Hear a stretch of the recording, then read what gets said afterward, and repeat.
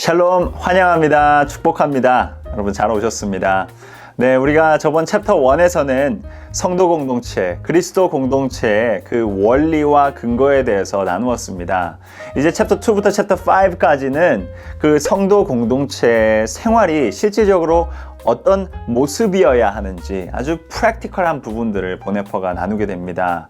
그리고 오늘 챕터 2에서는 이 공동체가 함께 하루를 어떤 모습으로 살아가야 하는지에 대해서 그 모습을 제시해 주는데 정말 여러분의 소그룹이라든지 가정 공동체에 참으로 유익한 내용입니다. 그리고 실질적으로 우리가 프랙티스 할 수 있는 부분이고요. 자, 그러면 한번 나눠봅시다. 우리 성도 공동체가 실질적으로 어떤 모습으로 하루를 보내는 게 좋은지 한번 그 내용을 살펴보도록 하겠습니다. 보네퍼는 성도 공동체에게 함께 모여서 하루를 시작하고 또 함께 모여서 하루를 끝내라고 말합니다. 그래서 아침 공동 기도회와 저녁 공동 기도회를 가지라고 하는데요.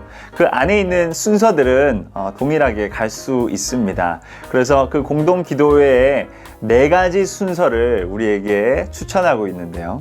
그 첫 번째는 시편으로 기도하기입니다. 보네퍼는 시편을 기도 학교라고 말하고 있어요.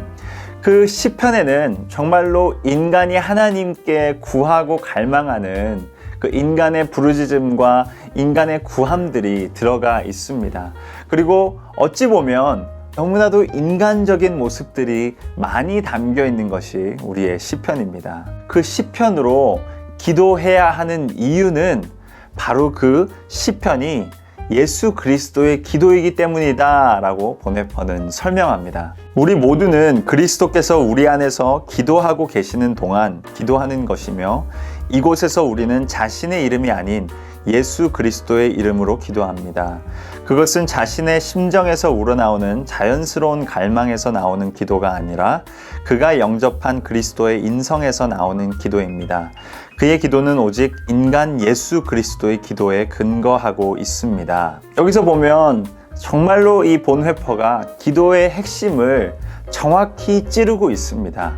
여러분, 기도라는 것이 그냥 내 감정에 그냥 내가 원하는 것을 하나님께 무작정 던져버리는 것이 아니라 실질적으로 기도는 우리가 예수 그리스도, 내 안에 살아있는 예수 그리스도와 그분의 뜻을 구하는 것이 기도입니다. 그래서 우리가 기도를 할 때 제일 마지막에 뭐라고 합니까?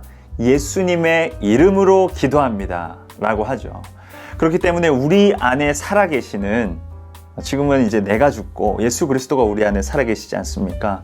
그 그리스도의 기도가 또 내 영혼과 내 안의 뜻과 하나가 되어서, 아니죠, 나의 뜻이 그분의 뜻과 하나가 되어서 하나님께로 올려지는 것이 참된 기도입니다.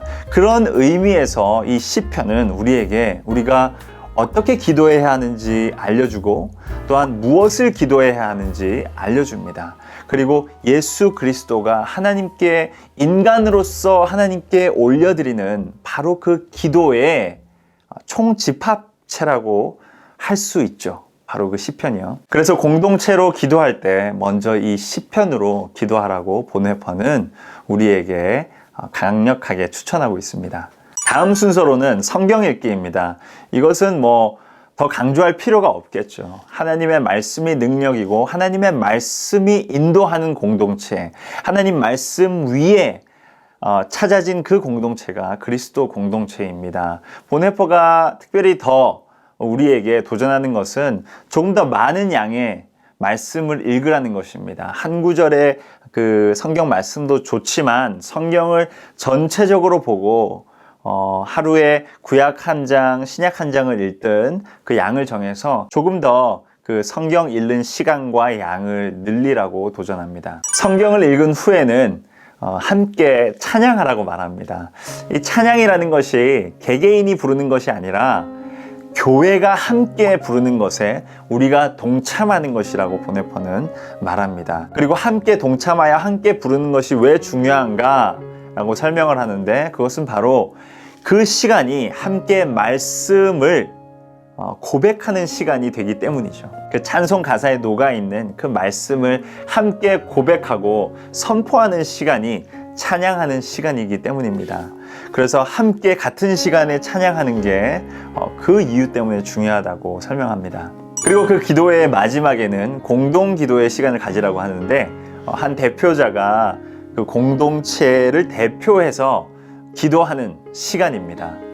여기서 그 대표자를 세울 때 그 부분을 상당히 중요시 여기고 있는데요. 특별히 개인의 기도나 아니면 마음에서 나오는 대로 막 구하는 것이 아니라 공동체를 대표하여 그 공동체의 필요와 그 공동체가 구하는 것을 기도할 수 있는 사람을 세우라고 말합니다. 그런데 대표 기도를 하는 사람들이 어쩔 때는 마음이 어렵거나 아니면 죄책감에 그 앞에서 기도하는 게 힘들 수도 있지 않습니까? 그런 부분에 대해서도 본헤퍼가 설명을 하는데요. 그렇게 자신의 죄 때문에 어려워하거나 아니면은 마음이 어렵거나 하는 사람도 더 인커리지해서 그 대표 기도의 자리를 지키라고 말하는데요. 그 근거를 이렇게 설명하고 있습니다. 마음이 공허하거나 너무 피곤해서 또는 개인적인 죄책감으로 인해 자신의 사명을 벗어버리고 싶은 그때야말로 그는 교회에서 사명을 짊어지는 것이 무엇을 의미하는지를 배워야 합니다. 사실 이 부분은 저도 개인적으로 예전에 고민을 많이 했었고 우리 청년들한테도 고민이 되는 부분일 수 있습니다. 실질적으로 그런 이야기를 저에게 했던 청년들도 있고요. 여러 가지 마음이 어렵거나 아니면 다른 마음이 걸려서 앞에서 찬양하거나 기도하는데 서지 못하겠다라고 말했던 청년들이 생각이 나는데요. 그 본헤퍼가 이야기하는 것처럼 우리는 그 사명을 짊어질 수 있는 용기가 필요하다고 생각합니다. 왜냐하면 우리가 나 오늘은 그 자리에 서기에 합당하지 못해 라고 생각하는 것이 예수님께서 이미 이루신 모든 일들에 대한 의심이거든요. 이미 예수 그리스도께서 은혜로 우리의 모든 부족함과 연약함을 채우셨습니다. 그럼에도 불구하고 우리가 만약에 나는 그래도 부족해 라고 생각하면서 우리의 사명을 짊어지지 못한다면 그것은 아마도 우리가 아직 예수 그리스도가 이루신 일에 대한 확실한 믿음이 없기 때문일 수 있습니다. 저도 찬양팀에 있을 때나 아니면 설교를 하러 올라갈 때도 그러한 공허한 마음이나 아니면 어쩔 때는 죄책감이 저를 집어삼키려고 할 때가 있습니다. 하지만 그때마다 생각하는 것이 내가 이 자리에 서는 것은 나의 공로가 아니요 오직 모든 일을 이미 이루신 예수님의 공로임을 믿고 서려고 노력을 합니다. 그래서 하나님께서 여러분들을 보내신 그 자리는 분명히 하나님께서 이미 이루시고 하나님께서 여러분들에게 기름 부으시고 축복하셔서 보낸 자리인 줄 믿습니다. 그래서 우리가 가진 나의 자격으로 나아가는 것이 아니라 하나님이 보내셨기 때문에 가는 곳이고 여러분 그곳을 그 사명의 자리를 믿음으로 지키고 하나님께서 맡기신 일을 감당하는 여러분들이 되기를 주님의 이름으로 축복합니다. 네, 그래서 여러분들의 영적 공동체와 함께 이런 순서로 이런 내용을 가지고 한번 함께 모임을 가져보십시오. 참으로 유익할 것 같습니다. 자, 그래서 하루가 시작이 기도회로 또 그 끝이 기도회로 끝나면 좋겠다라고 본헤퍼가 이야기합니다. 그럼 그 사이에는 무엇이 있을까요? 먼저 식탁의 교제가 있습니다. 식탁의 교제가 있는데 그 식탁의 교제에는 세 가지의 종류가 있다라고 해요. 첫 번째는 우리가 일상적으로 만나서 함께 교제하는 그 식탁의 교제가 있고 두 번째로는 성만찬이 있습니다. 예수님께서 제정하신 그 성만찬, 롤스 테이블, 유크리스트죠. 그리고 세 번째로는 우리가 결국 하나님 나라에 가서 함께 하나님과 함께 먹게 될 그 식탁의 교제입니다. 이 모든 것들은 축제라고 말합니다. 하나님 안에서 하나님을 만나고 하나님을 즐거워하는 그런 시간이죠. 특별히 그 엠마오로 가던 제자들이 예수님을 만나서 식사를 하다가 예수님을 알게 되었다. 그 부분을 본헤퍼가 강조하고 있는데요. 이 식탁의 교제를 통해서 본헤퍼는 우리가 예수님이 어떤 분이신지 하나님이 어떤 분이신지를 더 강력하게 우리가 체험할 수 있다라고 이야기합니다.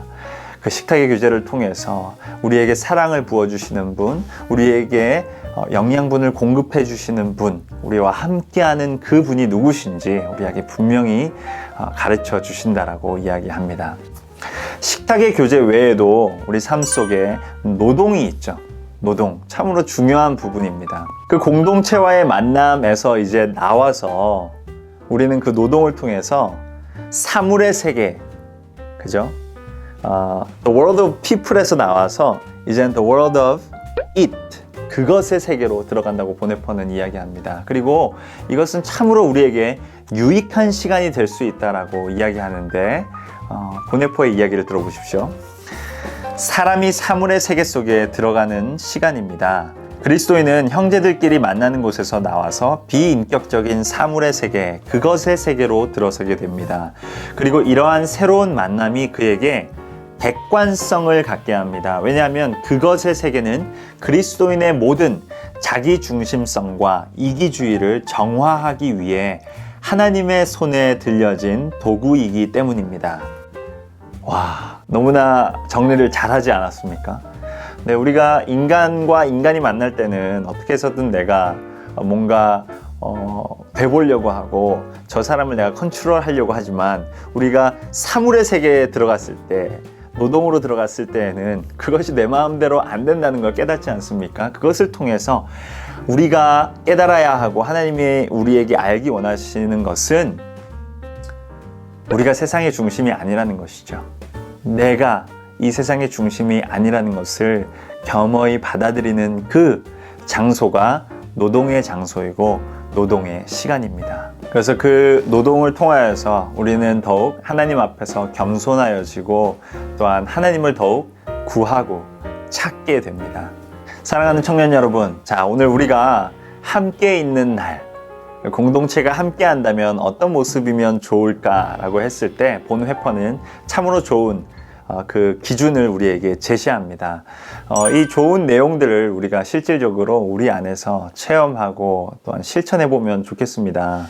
그래서 정말 예수 그리스도의 복음과 성령님의 능력이 우리 가운데 스며들고 우리를 변화시키는 그런 하나님의 역사를 보기 원합니다. 여러분의 삶 가운데 그러한 역사가 일어나기를 진심으로 축복합니다. 우리 함께 더 기도합시다. 우리 함께 더 말씀을 봅시다. 우리 함께 더 찬송하고 또한 우리 함께 서로를 위해 더욱 중보하는 그러한 성도의 공동체가 됩시다. 그런 공동체 되기를 진심으로 전심으로 축복합니다. 자, 그러면 우리는 다음 시간에 또 만나겠습니다.